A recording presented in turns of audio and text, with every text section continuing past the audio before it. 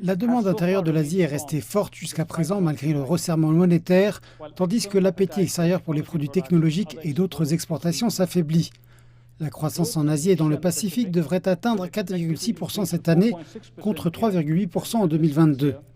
Le principal moteur de la révision à la hausse de la croissance en Asie cette année est la Chine. Cela signifie que l'Asie et le Pacifique sont le moteur de la croissance mondiale. Les pays de la région devraient représenter ensemble environ 70% de la croissance mondiale en 2023. Il s'agit d'une part beaucoup plus importante que ce que nous avons connu ces dernières années. Et deux pays, l'Inde et la Chine, représentent à eux seuls environ 50% de la croissance mondiale.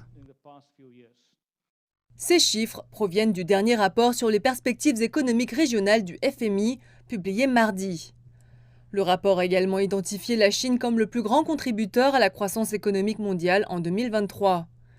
Dans une projection précédente en avril, le FMI prévoyait que l'économie chinoise croîtrait de 5,2% en 2023 contre 3% l'année dernière.